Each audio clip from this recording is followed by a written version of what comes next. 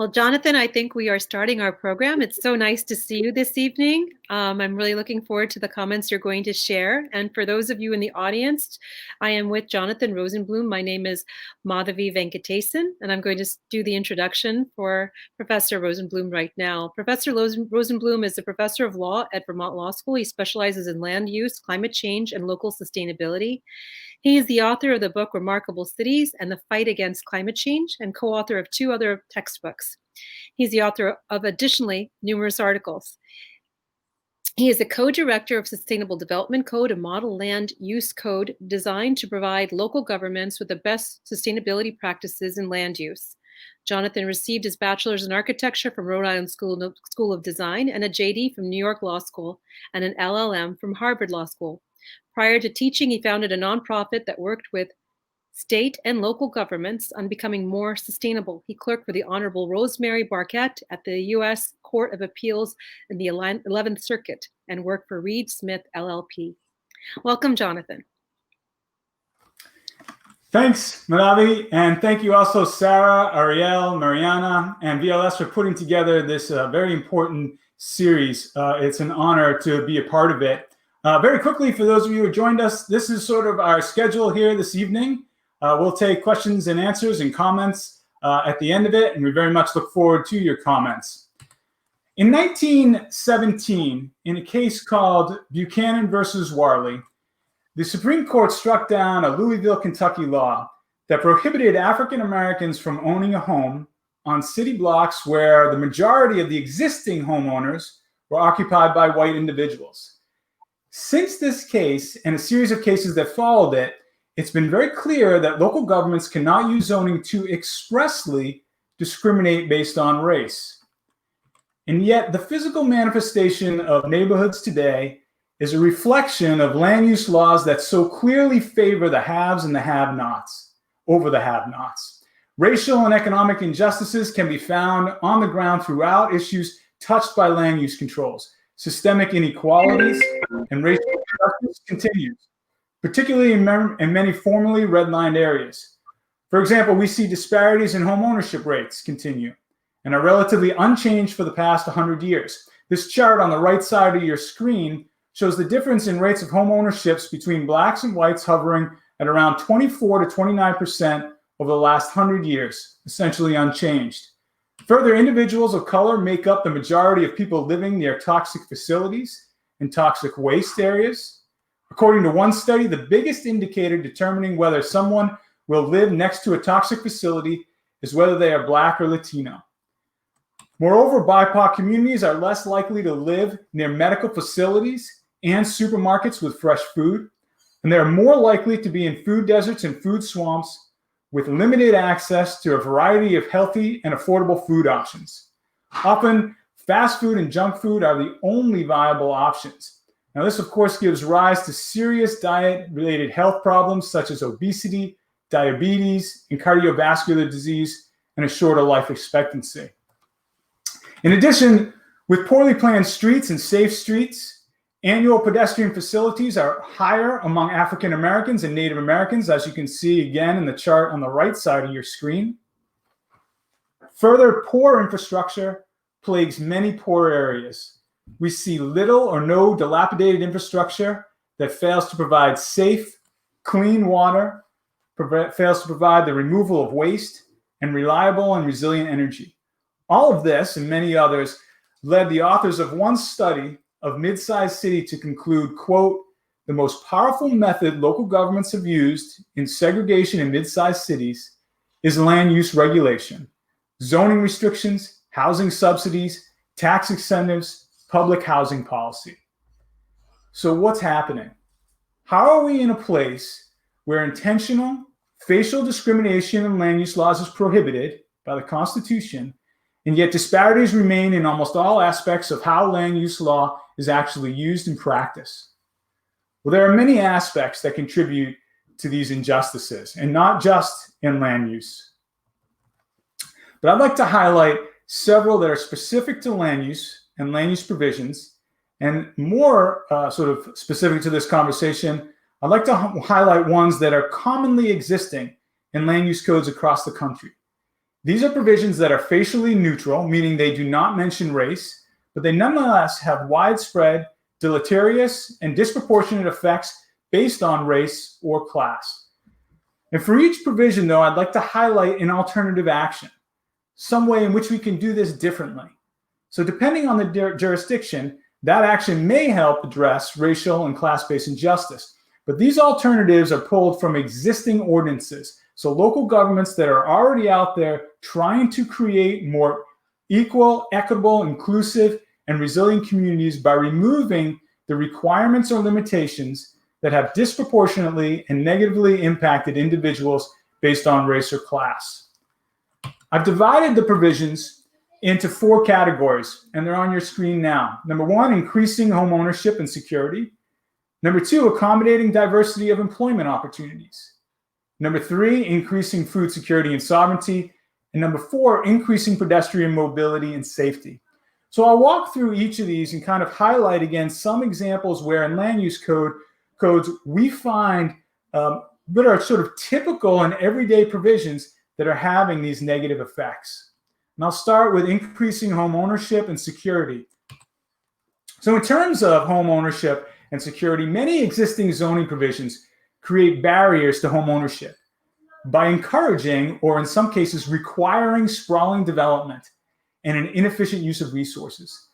These barriers can contribute to making it prohibitively expensive to own a home, maintain a home, or pay property taxes for a home. 2 general ways in which we see this in zoning codes are restrictions based on area. That's the one you have on your screen, although I'll talk about that more in a moment. And another one, which I'll bring up shortly, is based on use. So in terms of area, many local governments have a series of common local land use laws centered around size. For example, we see prevalent provisions that establish minimum square footage for each family residence, say something like a minimum of 4,000 square feet per single family residence, and establish minimum lot sizes, such as 1, 2, 5, and 10 acres per lot. That's the first 3 bullets on the screen. To address this, some communities seek, among other things, to make home ownership more equitable, fair, and inclusive by removing these barriers to home ownership. Some examples include permitting tiny homes in compact living spaces. So instead of creating a minimum in which all single-family homes must reside, we allow for smaller homes. So for example, in Spur, Texas, it permits homes that are less than 900 square feet in all city districts. Other example in Fresno, California is up on your screen as well. The next bullet down, others are establishing maximum size for single-family residents. So not just dropping the bottom out, but also creating a cap at the top end. So some examples here from Austin, Texas, and Palo Alto, California, which are limiting the house sizes by square footage or by floor area ratio, so setting a cap on these. Another way to address this issue is to remove large lot requirements generally. So instead of requiring 2 acres, we get rid of these large lots as a whole. That's based on area. We also see, though, a number of zoning provisions that create barriers to home ownership by limiting the uses that are permitted. In these instances, we see communities requiring only single-family homes, prohibiting multifamily or mixed unit sizes, or prohibiting accessory dwelling units. But like zoning barriers based on race, many communities have started to push back on this as well. First, we see a bunch of jurisdictions permitting multi-use complexes within single-family residence. Last year, Minneapolis, for example, essentially zoned out exclusive single-family districts. These ordinances require or allow multifamily districts, multifamily units in all single families districts. Other jurisdictions are permitting a variety of unit sizes within districts. That's the second to the last bullet point you see on your screen. These ordinances compel or encourage developers to build multiple unit sizes, from small efficiency unit apartments to 3-bedroom apartments within the same multifamily development. Now, these varying size units can help supply multiple market price options suitable to diverse family needs, including small units with low cost entry, standard units for potentially growing families, and larger and high-end units. Examples here include Redmond, Washington, which requires new affordable housing units to incorporate a mix of dwelling types, while also reducing the minimum square footage requirements. Finally, the last bullet on your screen is we're seeing more local governments permit what are called accessory dwelling units. These are additional living quarters on a single-family lot that are independent of the primary dwelling. They go by a variety of names. We see them as accessory dwelling units, accessory apartments, second units, in-law units, laneway houses, and granny flats. Allowing them is another way to help provide additional and affordable housing options to low and moderate income individuals. Ann Arbor and Barnstable, Mass. Have both taken this step, as have a number of other jurisdictions across the country.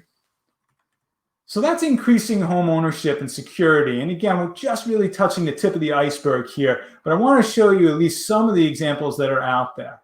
A second category in which we see racial justice issues arise in zoning is through restrictions on employment opportunities.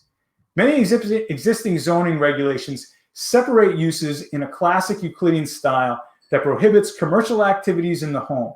It puts residential over here, commercial over here, industrial over here.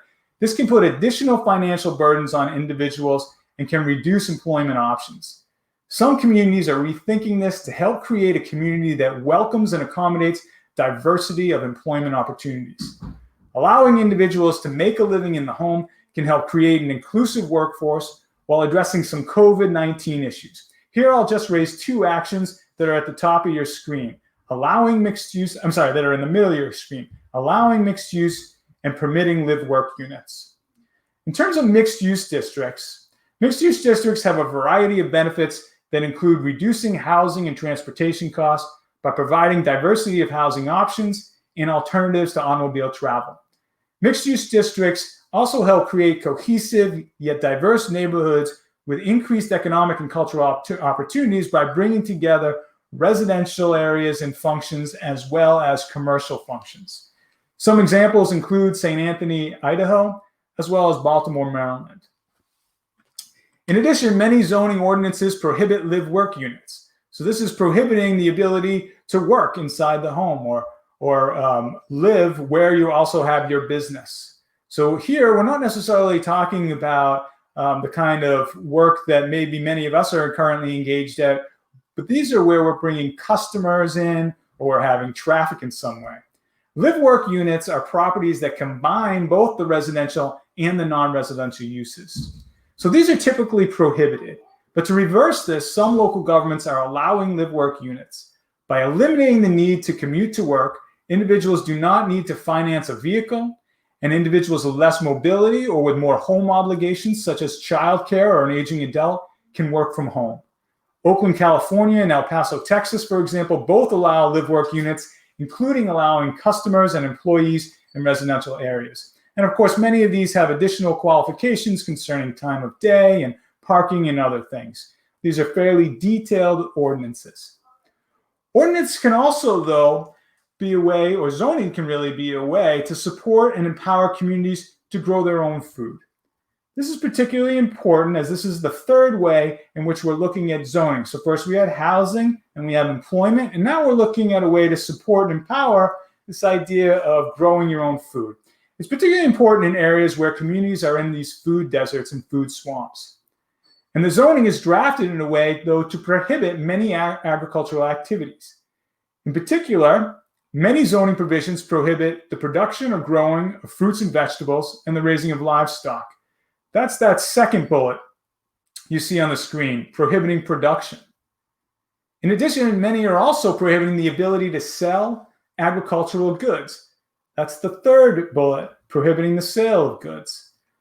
But some communities are seeking to reverse this and increase access to local goods by allowing citizens to have bees, have fowl, front yard gardens that grow vegetables and fruit, and allow for fruit trees. Milwaukee, Wisconsin, Christiansburg, Virginia, Columbus, Ohio, and Cleveland, are all doing this. Cleveland, for example, allows greenhouses, hoop houses, cold frames, and similar structures to support the agricultural activities that are being permitted in other ordinances. Other communities have focused on allowing individuals to sell their goods in more forums, such as allowing farmers markets in more districts, allowing the sale of goods on site, and permitting sidewalk sales, such as in Passaic, New Jersey. So the opportunity here is not just to allow people to grow for their own consumption, but also potentially open it up to selling goods. That's the third way. And we'll finally go on to the fourth way here, and that's increasing pedestrian mobility. Currently, most zoning laws require a minimum amount of parking. They also require vehicular traffic over pedestrian traffic, and they prioritize that. In addition, many local governments have very laxed tree mitigation ordinances.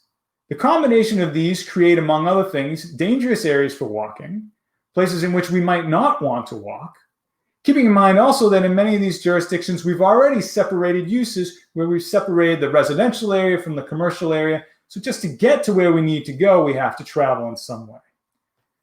So rethinking this, some communities are eliminating minimum parking requirements and reforesting gray areas by increasing tree canopy cover and requiring permeable surfaces like shrubs and other forms where we used to permit gray infrastructure. Hartford, for example, Hartford, Connecticut, eliminated all off-street parking requirements in some zones. Other jurisdictions are focusing on ensuring children have a safe way to walk to school.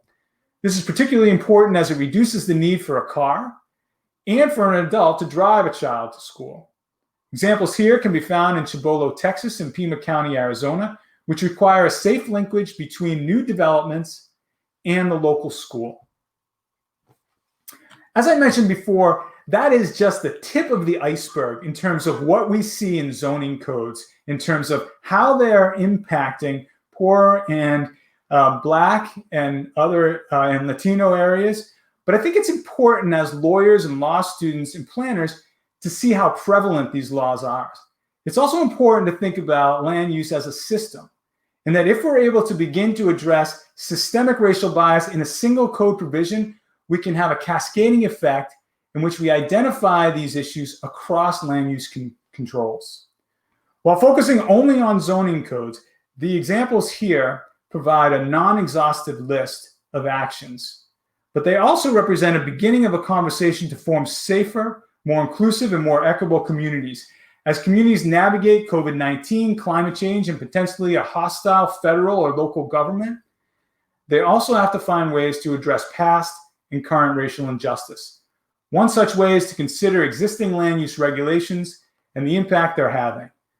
Thanks, and I very much look forward to the question and answer session. I'm going to now turn it back over to Madhavi, but first I'd like to introduce her.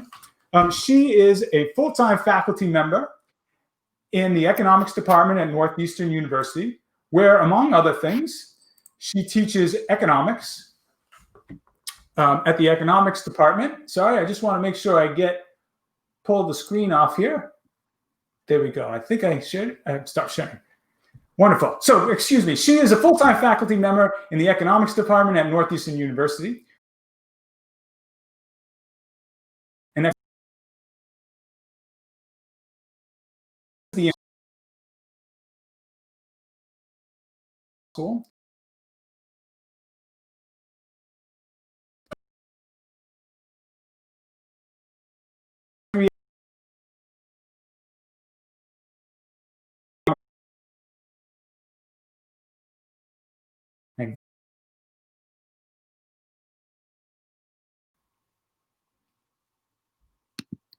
Well, thank you, Jonathan, for the introduction. I greatly appreciate it.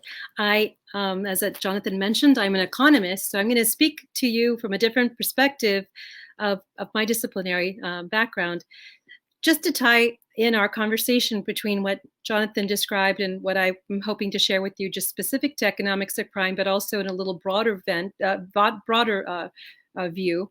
Economics, in many ways, is very instrumental in policy. Depending upon what economics actually uses as an attribution in its analysis, the policy can either help us get to a normative judgment of something better, or can perhaps make an incremental or iterative difference from what is. And I want to make that very clear, because one of the biggest issues that we face when we look at the law or we look at economics is, what is the social outcome that we're trying to establish?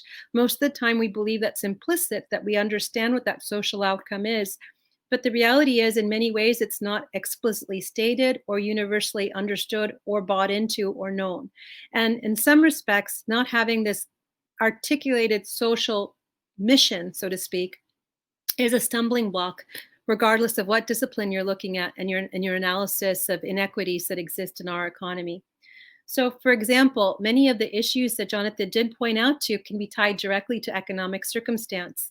The economic circumstance is contextually bound to a history of implicit bias and one of constructed bias based on what we choose to look at. I'm going to look at and discuss crime with you in 1 second, but it's, if we don't look at the context of the bias and we don't really understand the history of the bias and understand how it affects each one of us differently, it's my fundamental belief that at the individual level, if the understanding of the need for change doesn't exist, the regulation will probably not be that effective in instituting the types of reduction in bias that we wish.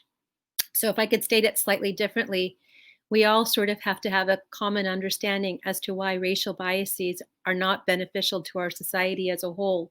Regardless of our individual stakeholder focus, we should be able to be aligned with regard to the elimination of the bias. To the extent that we don't understand our own history and we only look at a cross section of time to determine why we are where we are, we may actually come up with an inappropriate causation, one that's related to a contemporary time that doesn't take into consideration the historical roots. So let me point to a few reasons why I'm bringing this up. In economics, we typically have 4 basic areas when we look at most policy or look at the application of economics. These characteristics look specifically in crime. Again, that's my point of my discussion, but they're universally applicable. We look to see what the incentives are for an individual to commit a crime. We look to see the incentives of a person to actually stay in their economic condition. Again, this is looking at a person at a cross-sectional point in time. In other words, I'm seeing somebody who's poor and I'm trying to figure out why they chose to be poor, as opposed to perhaps looking at the context that originated their poverty.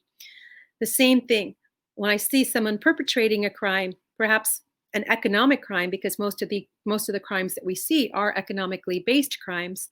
If I'm only looking at the crime itself rather than the rationale for the crime, I'm cutting off a whole lot of information that may lead to a different type of remedy than punishment. So that's part A. I want to just make that very clear. So the assumption underlying A, we'll get to in 1 second, is rationality, the assumption of a universal concept of rationality. And part B, economics, because we want people to believe that we are like a hard science, has become very mathematical, very quantitative over the last 70 years.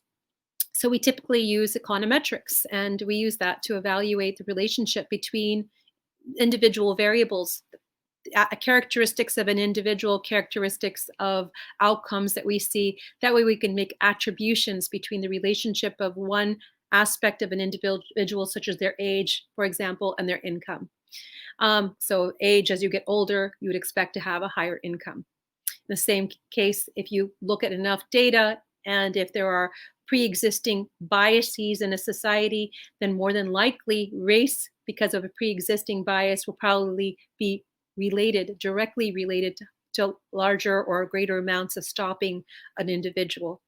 And that then helps promote a perception or a stereotype of a particular racial identity to individuals who are stopped by the police, which then adds to another statistical attribution, which then further perpetuates that stoppage in the future. So we'll talk about that very briefly in a second. The other thing that economics does, and this is where I take issue and I really I really stress this in my classes with my students, and this is a limitation, I think, in a lot of ways across all disciplines, is a desire to make broad brushstroke policy recommendations based on micro level data. So we see data or information based on a specific specific context, excuse me, and then we extrapolate that as though somehow whatever we have learned from that particular valuation or situation is applicable into other areas and other contexts. And often that makes for very poor policy. And we don't have to look too far to see that our policies have in general been quite poor, because the evidence of successful ones are very, very few. Part D is that we use cost benefit assessment to assess how to evaluate the success of our public policies. Now, cost benefit assessment on the surface may appear as though it's very objective, but it's highly subjective, just like all the other concepts that I've just stated here. Rationality, econometrics is subjective based on the mathematical equation. The public policy approach based on some singular context is a subjective evaluation. Cost benefit, it's all dependent upon what it is that I choose to include in my assessment. So why am I bringing up all of these things? I'm going to go into more granularity about each one, because each one of these is effectively how economics furthers the racial divide by not necessarily thinking of a context-based approach, the rationale for why we see certain individuals in economically deprived conditions, and focusing instead on the conditions themselves and the outcome of those conditions. We are putting the blame on the individual for the condition that they're in, rather than seeking to find a way to solve that condition. So this sort of ties into the idea of food deserts as well, and an ability to live in certain neighborhoods or have access to education. We are not tackling the problem that causes the other outcomes that are adverse to an individual's ability to fairly compete and have equity. So as I go on to the next slide, I'm going to just start to expand on these few items, and hopefully we will have a little bit of time for some questions on this. Some of you may be familiar with Gary Becker, but Gary Becker and specifically the neoclassical framework of how we look at and evaluate our economic system basically looked at everything from a perspective of each one of us seeks to maximize our individual utility. We're all looking out for self-gratification and to minimize cost. There are a lot of limitations to this model, and unfortunately, I won't have time to get into them, but I'm hoping that this will be food for thought for you. We do a lot of things in our lives, most of us, that aren't necessarily just tied to our own gratification. So the lack of altruism in this model is a problem, especially when you're thinking about a type of society that leads to a sustainable society where we would be living and thinking in a more cooperative framework. But that being set aside for the moment, the issue here is that punishment works as a deterrent, because in economics, we believe that people are rational, so therefore they understand the outcome of whatever they choose to do. And so by understanding that outcome, and by that outcome and that sense of rationality being universally applicable to all people, what we end up saying is that a person has chosen to have a criminal record, or has chosen to take the cost of incarceration relative to what they assumed would be the benefit or the probability of benefit of perpetrating the crime. As you can see, that is very far from the truth, because it doesn't necessarily take into consideration that rational thinking is not a universal phenomena. It's all bounded by our individual rationality, so to speak. So my own knowledge base bounds my ability or bounds my rational thinking, just like someone else's. So a person who doesn't think in an intergenerational manner will come up with a different optimal decision than someone who does. So that's one big issue, is the oversimplification of how people think. And that oversimplification more than likely mimics the majority population, because it comes with a certain advantage. You're able to think intergenerationally. You're able to think of a punishment as a deterrence if you have a social network that actually is going to give you or your family a social taboo as a result. If there are other opportunities available to you, that committing a crime is considered to be the last resort. If it has been normalized in your group because of a lack of opportunity, if it has been normalized because you don't even commit the crime and you get caught for something you didn't do, then these types of processes of evaluating the data don't make any sense, because you're not committing the crime, you're just getting arrested because you happen to look like someone who would commit the crime. So that's the other part of this. It doesn't take into consideration that the bias may already inherently exist because of already pre-existing stereotype, pre-existing perception of individuals, pre-existing statistical data that actually confirms this the stereotype.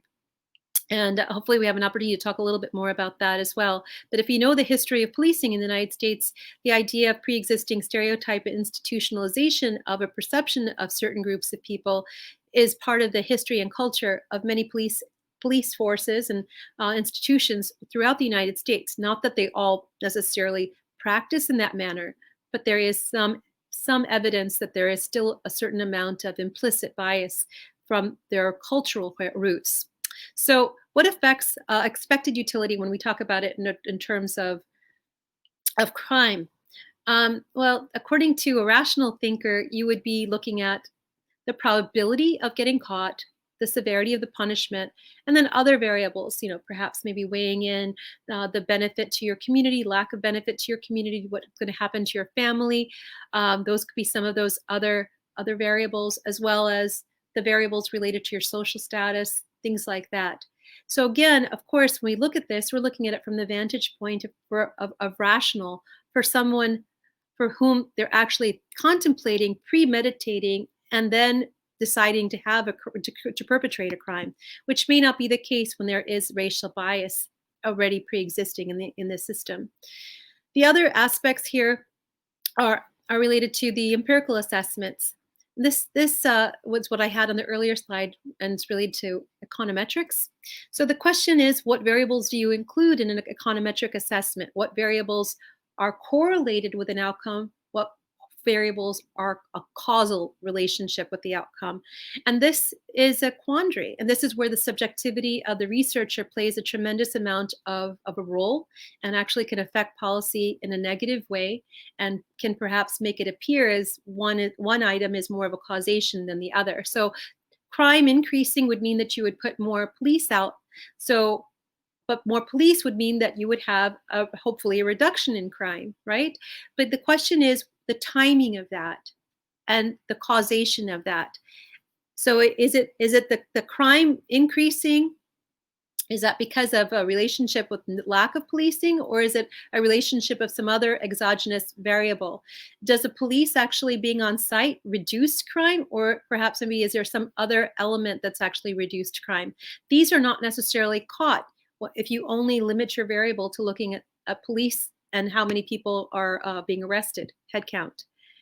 The next part, or the part 3 of this, is a broad public policy implications, and there have been several of them related to the analysis of incarceration. One of the most famous has to do with the idea of rehabilitation, and a sociology paper that came out that said that people who are incarcerated are incapable of being rehabilitated. Immediately after that, the focus on rehabilitation changed very significantly in the United States. And I'd like to say that was approximately about 40 years ago. But right here, if we look at the broad public policy implications, what that means is that we are looking at one particular area of the country, sometimes even maybe taking things out of context, which are related to another culture, and applying it in the United States or applying it in another area that's not the same as where the data was collected or the assessment made. As you can perhaps understand, that could be very problematic because the characteristics that may have caused the issues that exist in one geographic area or one particular time may not be consistent with what you're seeing or what is prevalent in the present period. So the last aspect with regard to the economic approach to crime is cost-benefit assessment. And I mentioned this before. I'm just going to speak to the concept of cost-benefit right now. Cost-benefit, unfortunately, is often looked at as a market phenomena. So we look at the market value of the cost of incarceration and the market benefits of not being incarcerated. And this is one of the biggest limitations of economic analysis, and also where economics makes creates a problem when it comes to looking at race and looking at criminal justice. If context drives economic crime, and we look and then seek to be punitive, where punishment necessarily is not the deterrent for relieving or eliminating that economically based crime, then you are punishing individuals for basically their economic circumstance. That's number one. But you're doing even more than that, because over time, if you continue to do this, you're normalizing certain aspects within those groups for which this type of victimization is occurring over and over again. One is the incarceration affects the family structure. So you slowly start to normalize the idea of certain parents, or perhaps even marital rates diminishing for certain groups. That's number one. Number two, you're normalizing the ability for children to not grow up with both parents in the household. You're also reducing the amount of income in a two-family household. You're also normalizing on a larger or broader scale across society that it is accepted in this particular subgroup of our society to be incarcerated and to not necessarily have both parents in the home. All of these things effectively impact the poverty level of these families, because when people have an arrest record and they come back out of jail, they are effectively diminished in society. Their prospects of getting a job, especially making a decent income, are limited, severely limited. So there's a cycle of poverty that then is perpetuated not only on the front end in terms of the qualitative costs when somebody is punished for a crime that's based on an economic circumstance, but on top of it, it's exacerbated when they come out of prison. So there's a vicious cycle of this of promoting and pushing down of certain groups of people on the socioeconomic ladder. What I effectively think of this as, especially given that it's happened intergenerationally and we have so much evidence of it, is that we have, through not paying attention, through our inherent and biased assumptions that if somebody is arrested, they're probably guilty of something, for our own perhaps implicit purchasing in our minds of the idea that that certain groups of individuals are inherently more criminal than others. And with the basic framework of our society being punitive, we as a society are allowing and assisting for this creation of this subgroup for whom fear, marginalization, and exploitation are the norms. And I say exploitation because there are multiple contractors making money off of incarceration, and also just in general, the whole prison and punishment system that we have in this country. But I'm going to make one final remark here, and that's just related to economics. I mean, as an economist, I can't help but always trace everything back to economics. But the bottom line is, unless we as a society care enough about the welfare of other people, whether it be in terms of their ability to live in neighborhoods or their ability to have proper employment and be treated in a fair enough manner that they aren't suffering from implicit bias just because they happen to look different, these issues that we're talking about, Jonathan and I with you today, will continue to move forward. One of the biggest stumbling blocks I find is that there's a desire to have a quick fix, to somehow that we can fix this problem and change what's happening with a few rules. If we don't have people supporting those rules in their day-to-day behavior, and then having the rules in place only mean that there are rules to check in the box, and then there are rules that people can try to figure out the loophole for so they can continue business as usual. So I put that out to you because for me, I believe in the power of grassroots movements and the need to educate so that we can have effective legislation. So I'm hoping that that will be the point that we can discuss going forward. And I hope that these four basic elements with regard to economics related to crime are effectively interesting to you in the application to both Jonathan's talk as well as my own. So thank you.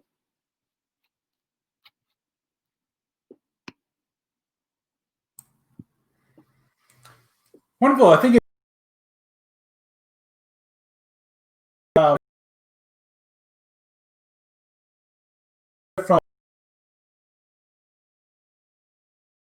you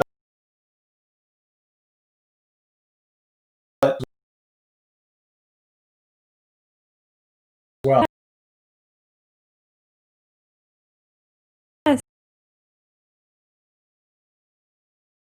But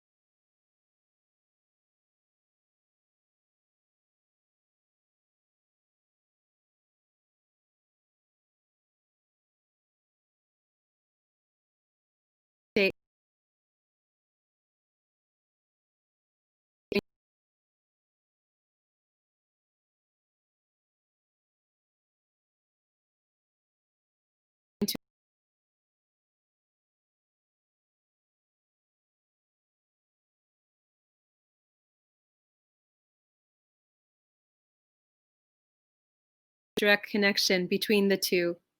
I don't know if I've made that very clear. Unfortunately, there's been some noise on my end, so I don't know if I got broken up there. Yeah, that was really clear, and I really appreciate that. One thing that it kind of gives rise to, and then I'll turn it over to you, Taylor, for questions. But I just think it's really important to think about. It's almost like a fish and an egg kind of scenario, right? In the sense that if we don't have a system of laws that are in place that can support, maybe not self-create, but support, then it's going to be really difficult, if not prohibitively so, to have the kind of desired outcomes we're looking for. And so I think that's it's kind of like thinking about, well, which do we focus on first? Or maybe it's an all-encompassing thing where we need to address all aspects of it. I would think that we have to address all aspects at the same time, because it's a stakeholder engagement model. For some people, it's going to be related to potential access to a place where they can live and integrate into a neighborhood, because maybe they already have the socioeconomic standing. They just don't have the opportunity where they're currently living to have the better housing, to be able to be integrated into a situation where they are not necessarily limited by their physical appearance. So perhaps maybe changing neighborhoods and changing home size and creating opportunities for them to live in smaller dwellings may be a benefit. But for others, living in areas where they're probably segregated for many different reasons, and also perhaps it's been normalized, and they have an inherent fear based on their physical appearance, and anxiety perhaps as well, because there is implicit bias that affects their daily life. Other things are going to have to change, and one of them is really just us as a society determining what we think is important and why this particular issue should be one that we would tackle. I believe that's one of the reasons why we haven't tackled it, is because we've never been able to really clearly articulate why it's important. And why it's important can't be just, well, because it's the right thing to do, because it's the right thing to do is different for different people. Not everybody thinks from the same moral perspective. I just realized that basket matches perfectly the other baskets I bought for that organizer up front. Which means that's getting moved out front. Taylor, I turn it over to you. There are questions. Looks like some have come in. It looks mine. I didn't even realize Taylor was helping out with this. She's always doing so many.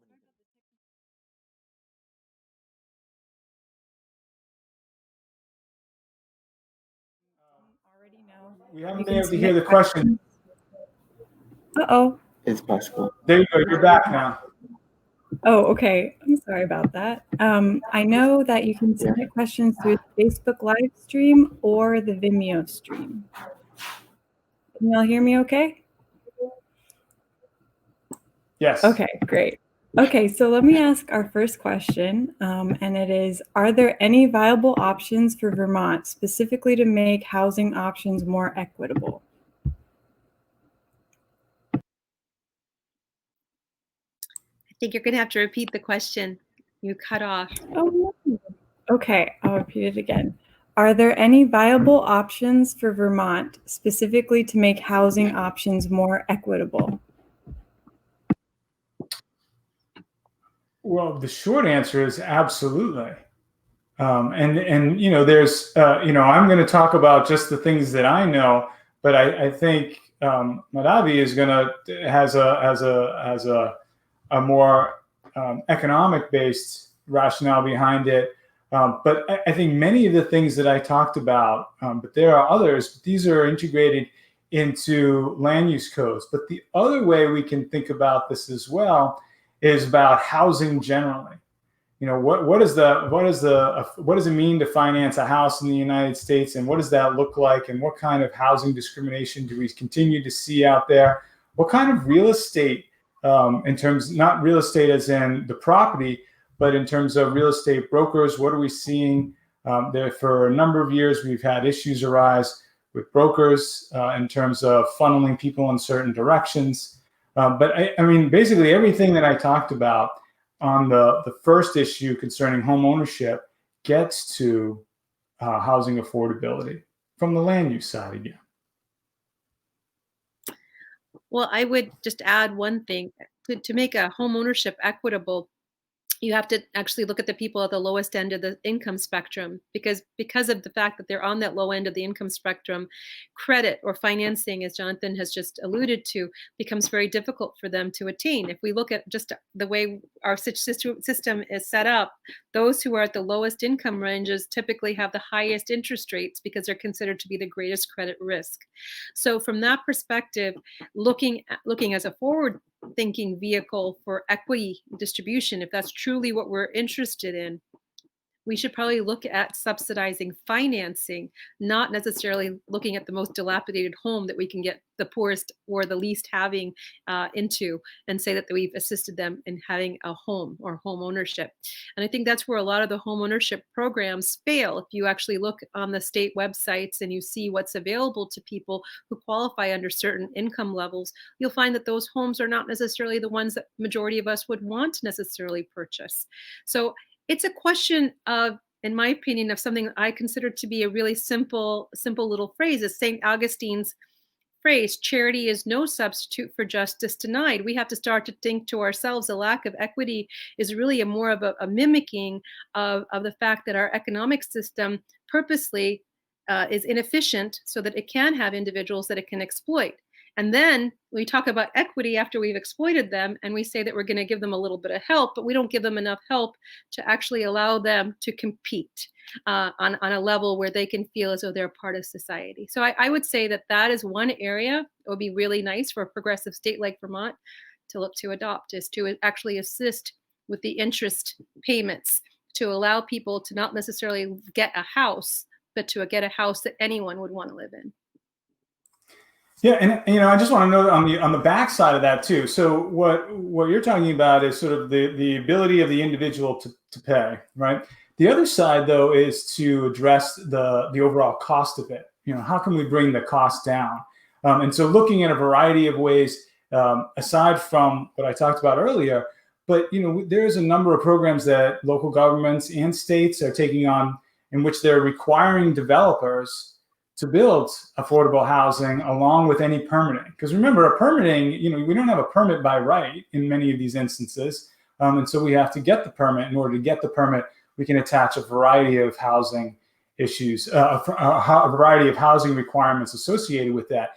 That's going to be particularly important in a place like Vermont, but also as potentially if we see migration of individuals because of climate change and other areas moving up to Vermont. COVID has hit Vermont in a very interesting way, in which we're seeing people move to the state. So these are all going to be issues we'll have to struggle with. I'm going to just say one comment back about what you just said, Jonathan. I can't help it. But, when we look at developers having to have affordable housing in their units, we have seen many occasions where this has been sort of circumvented in spite of the intention of the regulation. So Boston being a simple example with the Millennium Development Complex, the developer was more readily desirous of taking the penalty and paying that than having affordable housing in that complex. That was one. When we look at affordable developments in New York City, for example, that are supposedly set aside for only certain levels of income, and then they're cash only for the transaction, well, what's happening. It's a college student who's graduating or a graduate student who's living there, and the parent is paying for them. So it's a way of looking as though you're putting out affordable housing, but the housing isn't really meeting the equity needs that its intention was. So if you don't mind, I'm just going to reiterate, unless you have the population buying into the rationale for that regulation is always going to be circumvented to meet the initial intent of that particular individual. I want to buy a house for my kid. I'm going to find a way that I'm going to work with this developer so he can meet the mandate of the law, but he can make sure that he only has certain types of people in his housing complex.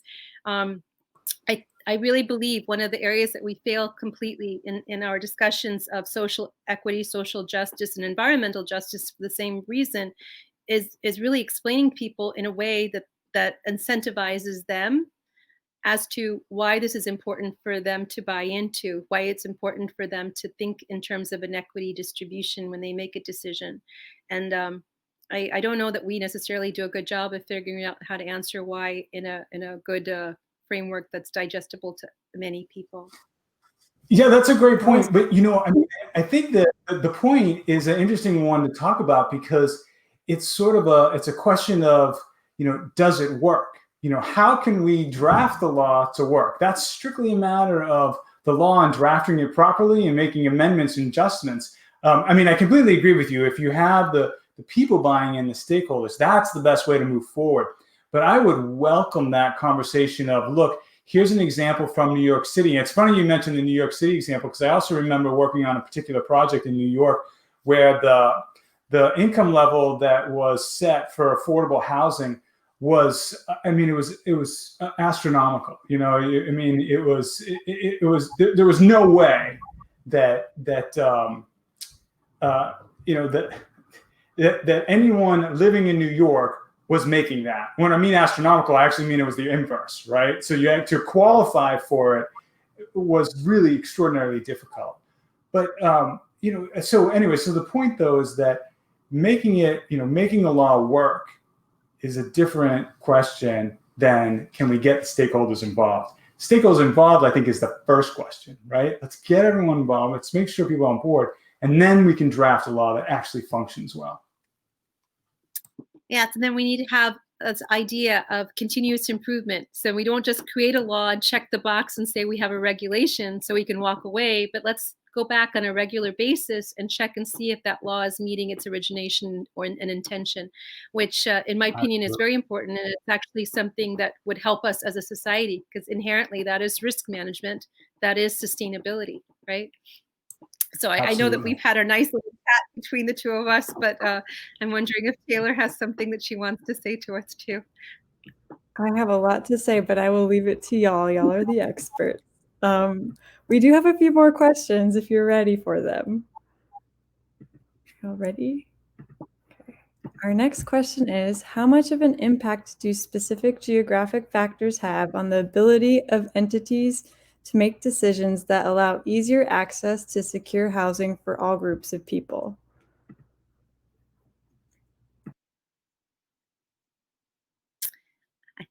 I almost need that repeated again. I don't know about Jonathan, but. Of course. All right. How much of an impact do specific geographic factors have on the ability of entities to make decisions that allow easier access to secure housing for all groups? So I take that as kind of what you were talking about before with New York. How much of being in New York was that a factor to contributing to the inequality? Would you like to go first? It's up to you, Jonathan. So far, nobody's asking an economic question, so I'm happy to go first. Okay. I would say that the cultural. Sorry, go ahead. The cultural characteristics of New York probably do have some application there. I mean, anybody who has lived in New York, I have lived in New York. You have to go through a certain process to buy a co-op or a condo.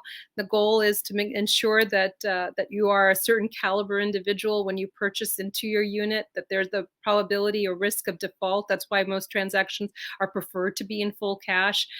Doesn't exist because it would be an embarrassment to both the co-op as well as the condo if there was a bankruptcy. Additionally, then they wouldn't necessarily be able to pick and choose who they would have live there as a substitute to the original owner under those conditions. So definitely New York has its idiosyncrasies, if that's the question. So that would in and of itself, its inherent cultural connection. And actually, I should be very careful. I'm not talking about New York. I'm a Manhattanite, so I'm only talking about Manhattan.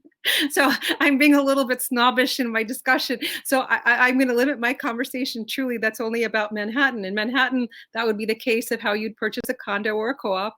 And outside of Manhattan, I really can't speak to it, but because then you're dealing with more of a general population, it would have to be then dependent upon the income distribution. But given how expensive Manhattan is, especially certain areas, that's a primary limitation. So, I mean, I'm not sure. I'm not sure I fully understand the question either, particularly around the entity when you mentioned entity. But I'll assume, and it sounds like Madhavi did the same thing, which is assume entity means individual or a purchaser. And I'd say there's at least three things that come to mind. The first is formerly redlined areas. Many of them continue to suffer. So, in terms of geography, even though redlined has been found constitutionally. Has found to have constitutional deficiencies and statutory under the Fair Housing Act. The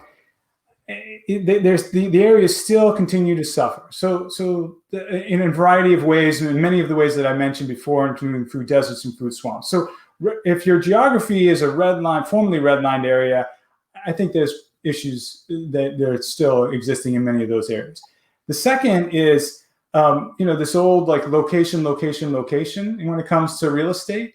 So location is going to drive the cost of the housing. So that in and of itself is going to be a barrier if you're talking about, as we just was mentioned, Manhattan versus some other area which has a significantly lower cost to enter the housing market. And then the third, which is maybe again not what this individual is thinking about, but each jurisdiction is going to have a different power or authority to take action.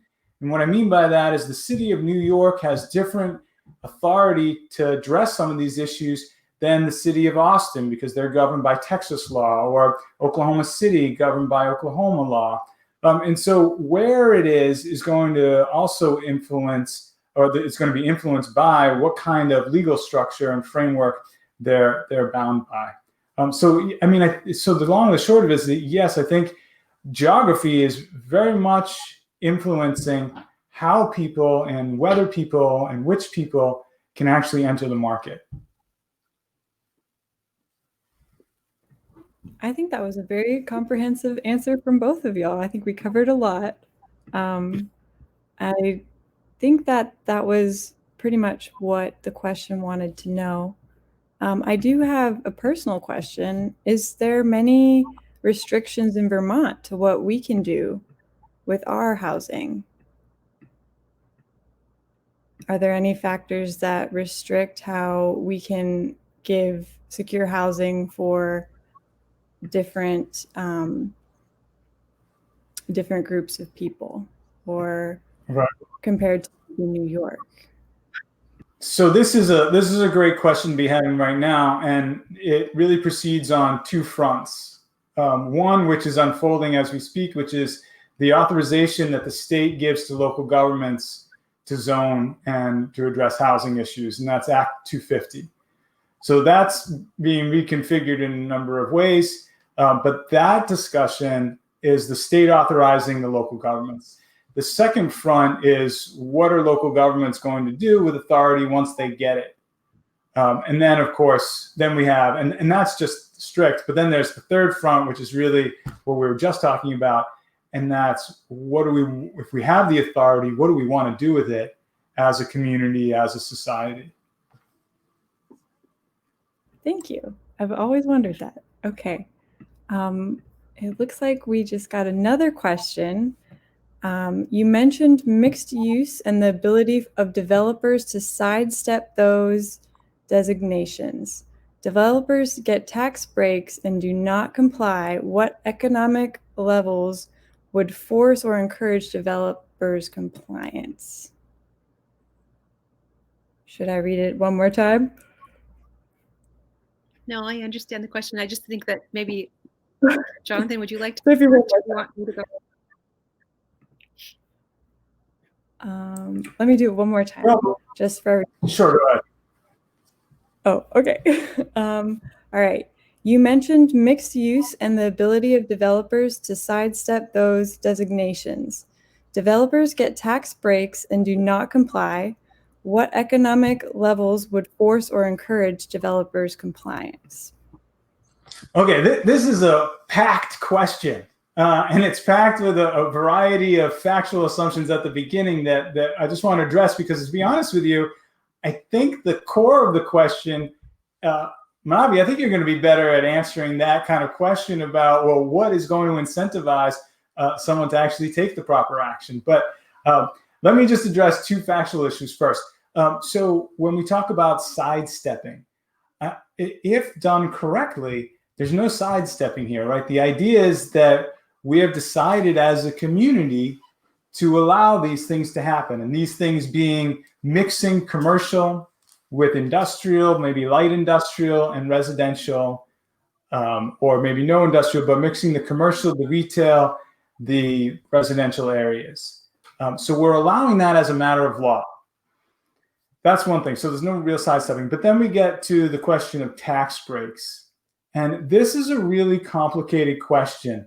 And it makes it really difficult, I think, for local governments as well. And why I say that is because what we end up with is sometimes some pretty difficult and nefarious bargaining going on between developers and multiple local governments. The idea being that if you build in our jurisdiction, we'll give you a larger property tax break is typically what we're talking about, but there's also other types of tax breaks that they get from the state level. But the local level, we're mostly talking about a property tax break. We'll give you a larger tax break if you come to our jurisdiction as opposed to theirs, and then there's all sorts of undercutting that can happen there. And of course, one of the big losers in a situation like this are the individuals, the citizens, because we essentially lose that property tax, which is critical for purposes of school, policing, and other things. So that, again, how you actually set the level that is going to incentivize developers to take an action, that's sort of out of my wheelhouse. I would only, my addition with regard to that is what is incentivizing the developer. Fundamentally, that's really what's going to drive how they comply or they don't comply.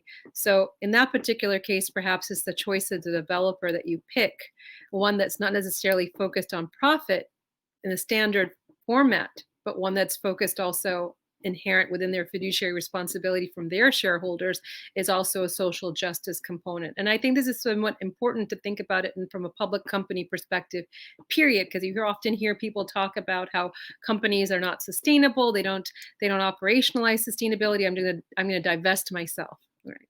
It's not a question of that. It's a question of taking the power of your holding and making the vote to get the company to behave in a way that you believe is aligned to your values, and hopefully enough people's values that they actually adopt that as a change. The same thing with the developer. You can find a developer who hopefully aligns with the social justice or environmental justice values that are trying to be expressed in that development. Not all developers are going to necessarily behave based on the theory of the firm and look to maximize and externalize costs to the largest extent possible. So we are in a period of, I would hope to say, rapid social change. So increasingly, there probably will be more and more developers out there thinking from that perspective of what they can do that will be so socially good, as opposed to just enhancing their bottom line. So I would say it's in the picking, not necessarily anything else.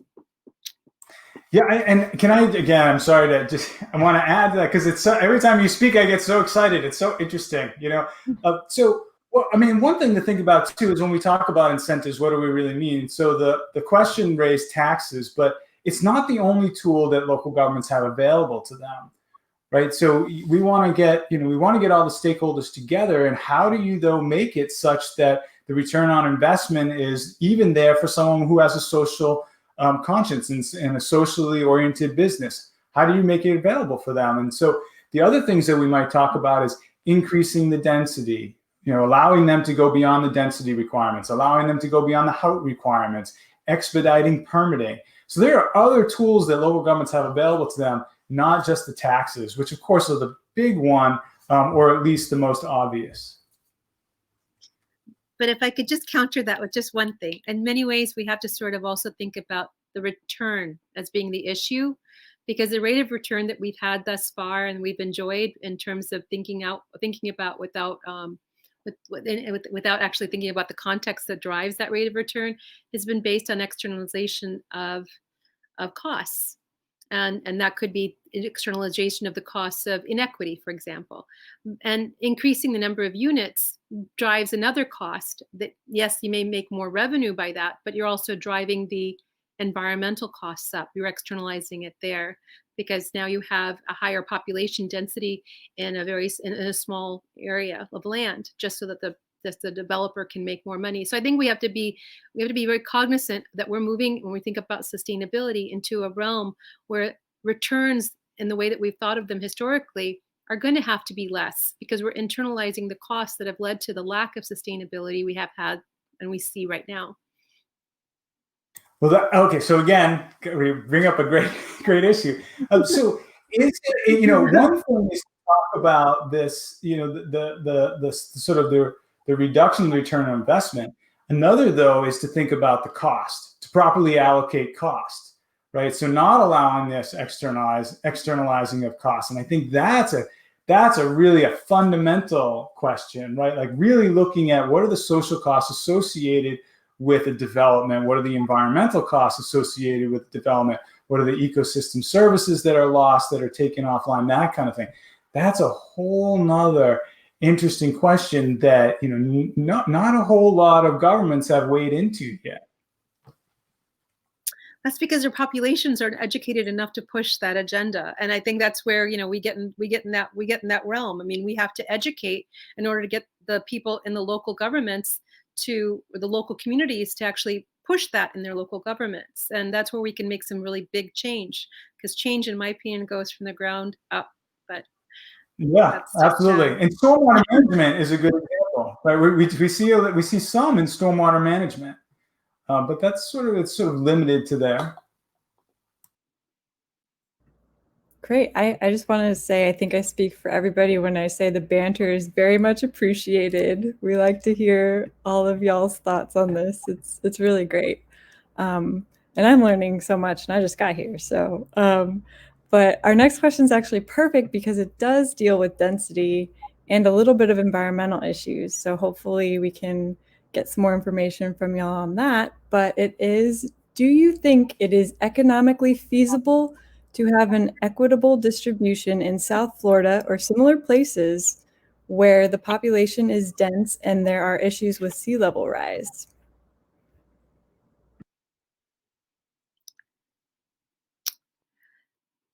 The question's a little complex because of a few issues. I'll take a small stab, Jonathan, and I'm sure I'll have something to say after you have something to say. Is that okay? Everyone, I'm hoping that everyone can hear me. Unfortunately, my screen has frozen. But first of all, sea level rise, as Jonathan has alluded to earlier, is going to cause is one among many different climate change issues that are going to cause migration of peoples, which are going to create a population density issue to the extent that vector-borne diseases don't reduce the population also at the same time, which is also quite likely. So it's assuming that we have in migration into other areas of the United States, we do have a large masses, and this is something to which Jonathan can speak better than I, where we have areas for people to live. They're not necessarily highly dense in terms of pre-existing population. But in terms of equity in Florida, I have a difficulty because you're dealing with the pre-existing separate but equal issues. People living in certain locations already because of ethnic or racial perceptions and pre-existing historical conditions of their financial or socioeconomic status. I don't completely see how that can be reconciled. So I'm going to reinterpret the question to mean that people who are already socioeconomically deprived living in Florida are probably living around the most vulnerable areas in Florida, those that are most likely to be impacted in an adverse way, as well as those people who have a lot of money are also equally. It's a highly polarized situation. Those that have a lot of money are going to have those beautiful homes right on the coastline. Those that are poor are probably going to have homes somewhere along the flooding areas where the property values are relatively low, so they could have bought into them. So those are going to probably be areas that are vulnerable to weather-related issues. So the interesting part here is that polarization in income, in my opinion, that you have the very wealthy and the very poor both equally being impacted, but only one group being saved. So the equity issue will continue. It's a question what happens after the fact. I don't really think we're in a situation today where we're going to be able to correct the issue of socioeconomic status, poverty, and adverse consequences of climate change. I think that's a given. We know it's going to happen across the globe. The question we have, in my opinion, and I'm going to speak from a qualitative perspective that affects economics and affects us as a human species, is how are we going to deal with them? How are we going to show compassion? How are we going to express our sense of humanity? How are we going to continue to maintain that value of caring for our fellow man when we know that the adverse conditions are really limited to this one group of people that we have historically turned our back on for a long time? Poverty doesn't exist because it's a natural condition. It exists because it's a social construction. And we have made more money off of the poor than any other group. We don't make money off the rich as quickly and readily. So I think if I'm changing that question to one that I can understand and answer, the equity distribution we can't change, but we can perhaps maybe realign our sense of humanity as a result of the inequities that we are going to see exacerbated by the speed of climate change. And it is my sincere hope that we embrace the value of our humanity because it's something that we need to preserve for the future. That was outstanding, and I guess I will build off of that by looking at by addressing the density issue, because I think I completely agree with everything that you just said in terms of migration and what we can expect, and the numbers are in the realm of 10 to 20 million, and that does not include that's just domestic.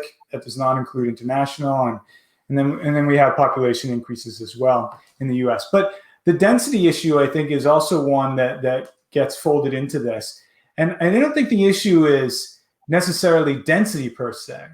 But for us in the United States, it's really what this woman, Jay Pitter, she's a planner, she calls forgotten densities. That's really the question, right? And by forgotten densities, what she means and what it is areas in which we do not provide infrastructure. We do not provide schools. We do not provide the necessary support for individuals to live at a certain level. And so we get things like Cabrini Green in Chicago. It was torn down in 2011. But the idea being that we get these places that are dense, that are also, though, unhealthy, right? Environmentally, but also for human health.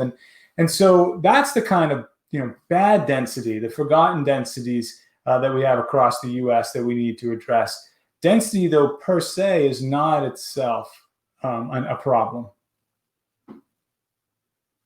Thank you for that. You both kind of spoke to me talking about the forgotten density portions and the kind of compassionate approach. When I was living in New Orleans after Katrina, it was also like a political thing, I think, too. It's people who were offered to move. They didn't want to because that was where their generational families grew up. And every few years, their house gets washed away, but they still want to rebuild. Do you think that goes to the whole, it's, built into the system? Even how do we address that? Is Take it a away compassion? federal No, that to me is just irrational. If you are in a zone where you're going to be hit by a storm and it's going to happen within a certain period of time on a routine basis, rebuilding is taxpayer dollars.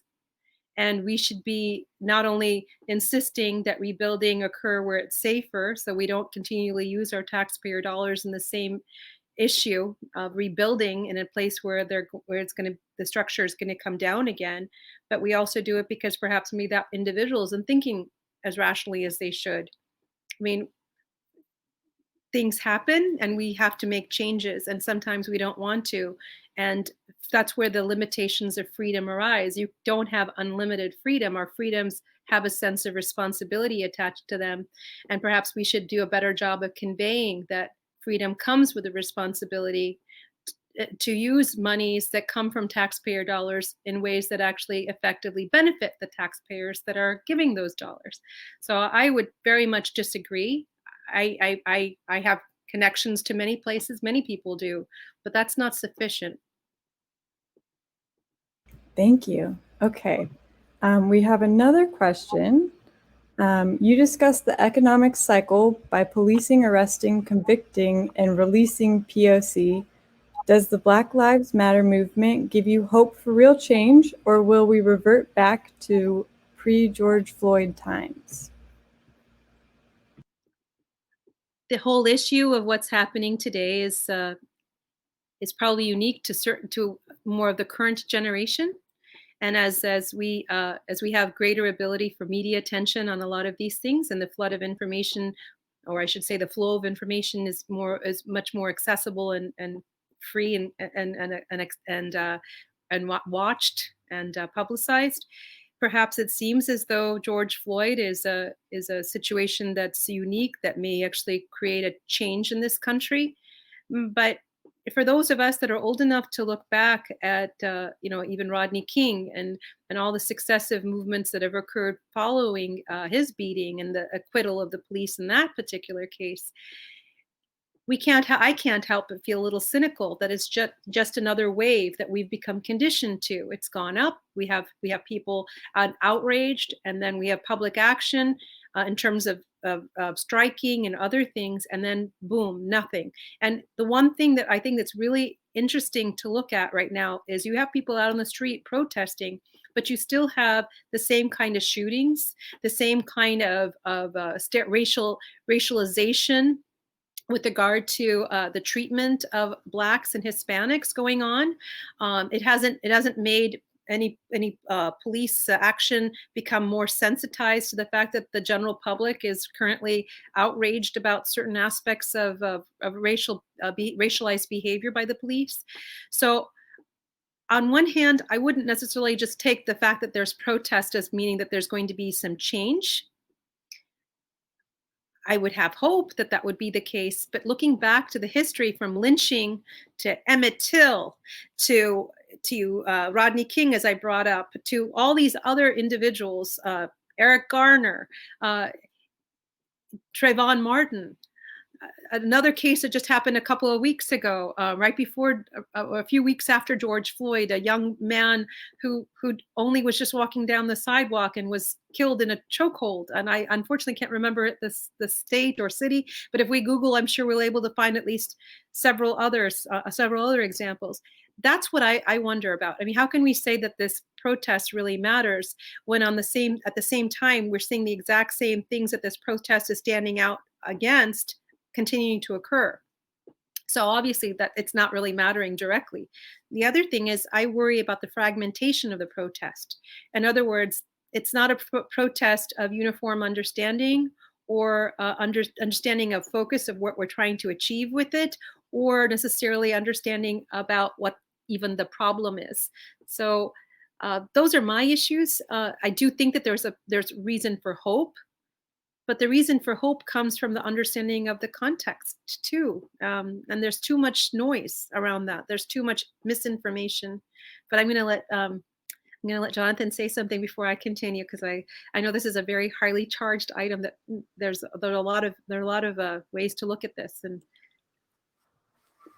no, I mean, I think just like you said, I think there are a lot of ways to look at it. But I would say that while things don't feel fundamentally different from 1991, Rodney King, or even if we think about Attica, 1971, but I will say that doesn't mean stop, right? I think if anything, it means more, right? And the only way we're going to get change is if it's demanded, right? And so I think that more diligence is needed.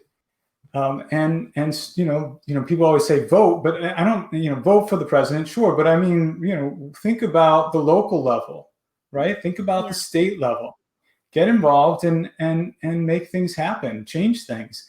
So I agree with you, but I think to change is difficult, right? And as you've noted, on the ground, have things fundamentally changed? I mean, yes, to some degree. You talked a lot about prisons. Prisons are undoubtedly different than they were in 1970 before Attica. But there's still horrible conditions, and social structures are in place that make it extraordinarily difficult for people coming out of prison and others. So, have we moved? Yes, we moved, but you have to be more durable, and keep pushing and yes. So I'm going to add one little thing, because I said I would. Our separate but equal school system that currently exists, I think also has a lot to do with the lack of information on a consistent level, depending upon what communities you live in, depending upon what states you live in. Your information and knowledge about the history and the treatment of minority groups in this country, the history of race in this country, the fact that race is a word that we use in common use, but in real terms has no meaning because there's no such thing as race. There is ethnic difference, but they're really race is in every way possible a social construction that was established to create and justify the marginalization of some people based on their phenotype, their physical genetic form, not necessarily without having to say that genetically we're all the same. So I believe that there is hope, and I agree with you, Jonathan, that there is hope. But I do think that in order for there to be the kind of hope that I'm wanting, we need to have a more educated population. I feel tremendous hope when I interact with my students, primarily because they seem to have a very focused social justice bent. But then, of course, I teach an elective course, which they're already taking only because they have a pre-existing bias towards it. So it's really hard to tell what the general population understands. But I will say that to the extent that people could start to understand that what we have done in this country, and I say in this country because it is an American construction, is that we have created a subclass of people based on denying them equal opportunity, and then saying what Johnson, in my opinion, I think his comments were perfect at the Howard University commencement. You cannot take a man who has been shackled, take him to the start of the race, take him out of his shackles and say you're free to compete. There are so many other components of this that people need to understand, that when we look at Black Lives Matter, yes, Black Lives Matter, but people who don't understand the history of the shackles, they don't get why Black Lives Matter, because all they see is the stereotype that has become the creation of the reality that we see around us. So the stereotype existed. It became statistically created based on the way that we arrest people, the way we punish people, the way we characterize people. So then we have objective data now that actually justifies that stereotype. And that's what people have been normalized into believing is the truth, not necessarily thinking about the context that created it. And for them, they don't understand why Black Lives Matter, because they only see what's around them at this point in time. And they buy into the fact that this group of individuals are different based on their physical appearance or their so-called race. So I think that's where the biggest challenge. Yeah, it's another great point. And I this is a whole nother hour and a half conversation, this question of education. And if we look at, again, property tax, how we fund education for the most part in the United States through the property tax. And so, once you sit down that road, we know what's going to happen. There's going to be a huge disparity, and the stopgaps that have been in place based on state constitutional provisions have rarely provided any kind of real change. And the battles that are happening in places like Kansas right now, where you have the state Supreme Court saying, look, we have unequal educational funding based on the U.S. constitutional principles, and you have the legislature and the governor not taking the appropriate action. They're going back and forth. I think you just connected the crime and the real estate or the land use. It's all through education. We did it right in time, right at the close. Well done. Perfect timing. Okay, we do have a few more minutes, 3 more minutes, 2 more minutes now. Would y'all like one more question or closing comments? Sure, questions. Yeah. All right, here we go. Do you think local municipal codes or federal legislation would be the most impactful in ensuring fair access to secure housing, or a combination of the two? So which would you think is more impactful, or both? Would you like to go first, Madhavi? You're welcome to go first, yeah. I'll just take a small stab at it. I mean, we've said this over and over again. The power starts locally. If it was a local municipal code, then more than likely it's going to been brought up based on local action or local interest. So I would just by default and by the assumption that a municipal code that happens at a local level that goes through the planning board of your community is something that's sort of vetted within that community itself, because people will be paying attention to it. And so to me, that would be the more effective way to go. I'll take a slightly different approach. I think it's both. I think it depends on the issue. So, for example, the federal government is typically the one that deals with banking and financing and taxes. So I think there's a lot of things that the federal government could do around those issues, and they should do a lot of things around those issues. But I also think that the federal government at the moment is inept and not doing anything, so we shouldn't expect a whole lot out of them. But also, when we talk about land use, for the reasons that were just mentioned, these are things that are specific to place, specific to people.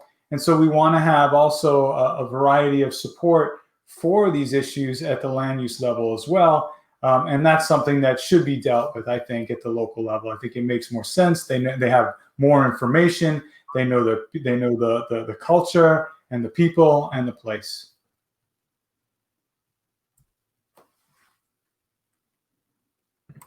Great. Thank you both for coming out here and talking with us today. I think we all learned a lot, and it was great to see you. Great to see you too. Thanks so much.